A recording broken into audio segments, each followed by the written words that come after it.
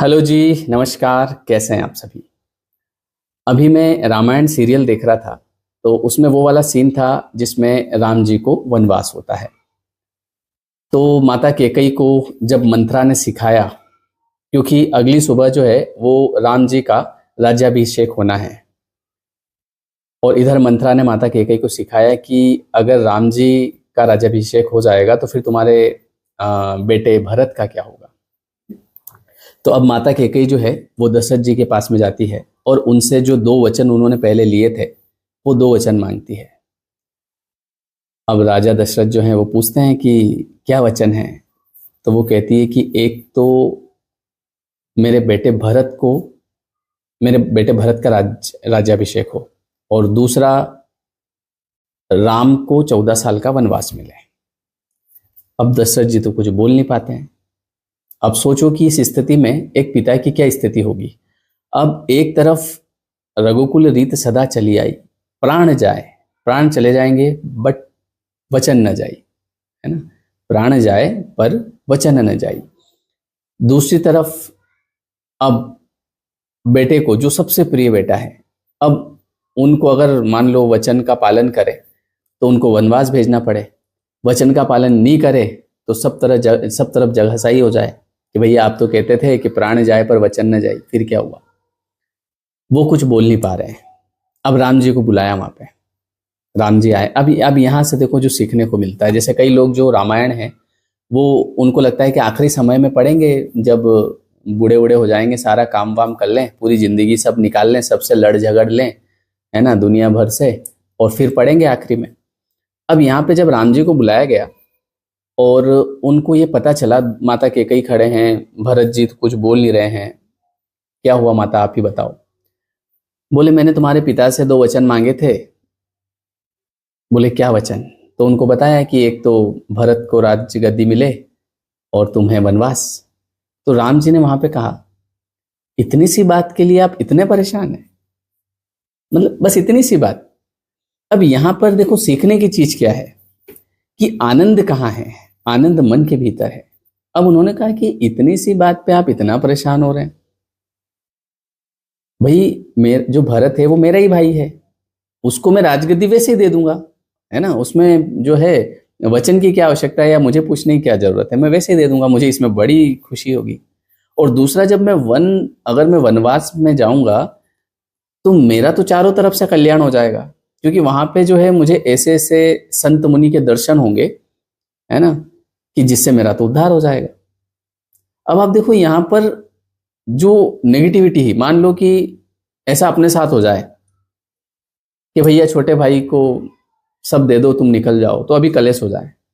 उन्होंने उस नकारात्मकता में सकारात्मकता ढूंढ ली कि भाई मैं अपने भाई को तो वैसे ही राजगद्दी दे दूंगा, कोई दिक्कत वाली बात नहीं है।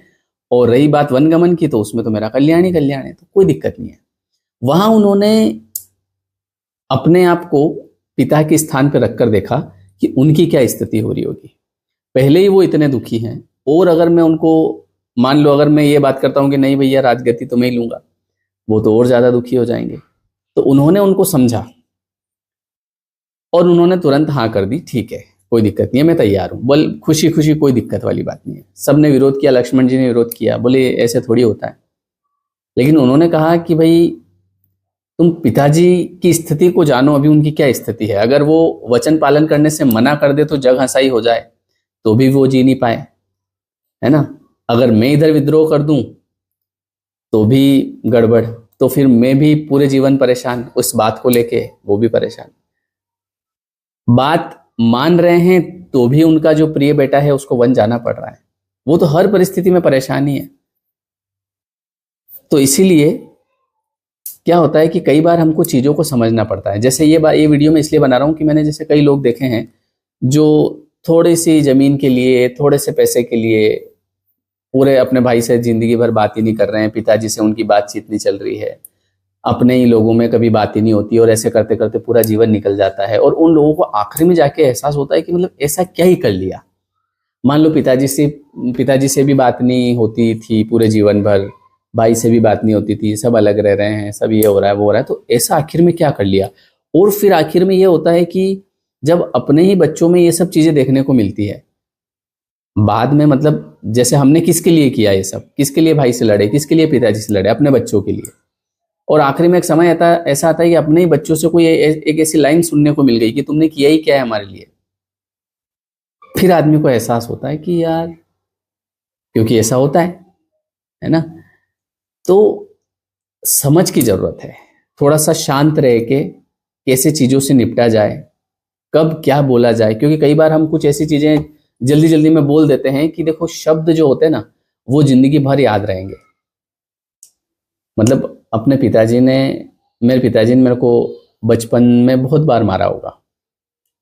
मतलब जनरली पहले मारते थे, आजकल बंद हो गए, पर कूट देते थे ऐसे ही, है ना। मूड ठीक नहीं है तो कूट दिया। स्कूल में टीचर भी कूटते थे, उनके घर पे लड़ाई हो गई, मान लो घर पे पत्नी से लड़ाई हो गई, अब पत्नी को तो कुछ कह नहीं सकते, फिर स्कूल में आके हमको कूट देते थे। तो बात यह है कि कितनी बार मुझे चाटा पड़ा होगा, मुझे नहीं याद है कब कब चाटा पड़ा। लेकिन अगर उन्होंने कुछ ऐसी बात कही, है ना, जो मुझे यहां लगी, वो बात मुझे याद है, वो बात जिंदगी भर याद रहती है। शब्दों के तीर हमेशा चुभते हैं और वो याद रहते हैं, ठीक है। तो इसीलिए कभी भी जीवन में ये सब चीजें क्यों देखना जरूरी है, क्यों इनको पढ़ना जरूरी है, कि हम अपने जीवन को जीना सीखें, जीवन कैसे जिया जाता है। अगर हम इनको आखिरी समय में पढ़ेंगे तो हमको क्या पता चलेगा कि क्या, क्योंकि जो उसमें लिखा है कि ये नहीं करना चाहिए, वो तो सब हम करके बैठे हैं। रामचरितमानस में एक चौपाई आती है कि भाई, प्रातःकाल उठ के रघुनाथा, माता पिता गुरु ना वही माथा। प्रातःकाल भगवान उठ के अपने माता पिता के चरण छूते हैं। हम पहुंच गए 70 की एज में, माता भी नहीं बचे, पिता भी नहीं बचे, गुरु भी नहीं बचे, किसके चरण छूओगे? क्योंकि उद्धार तो उसी से होना है ना। बिनु सत्संग विवेक न होई, राम कृपा बिनु सुलभ न सोई। इसको सुन रहे हैं हम आखिरी में।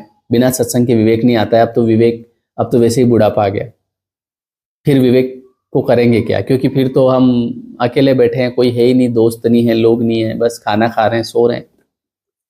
निर्मल मन जन सो मोहि पावा, मोहे कपट छल छिद्र न भावा। पूरे जिंदगी भर छल कपट किया और आखिरी में पढ़ रहे हैं इस बात को, क्या हो जाएगा पढ़ने से? अब फॉलो करना है। तो अभी मैं सीरियल देख रहा था, तो मैं देखता हूँ, सीखता हूँ, मुझे काफ़ी कुछ चीज़ें सीखने को मिलती है कि कहाँ पे क्या चीज़ें गलती करता है इंसान। तो इसीलिए सोचा आपके साथ शेयर करूं। वीडियो कैसा लगा कमेंट करके जरूर बताइए, ताकि इस टाइप की वीडियोस मैं आपके लिए वो लाता रहूं। ठीक है जी, बहुत बहुत धन्यवाद, मिलते हैं नेक्स्ट वीडियो।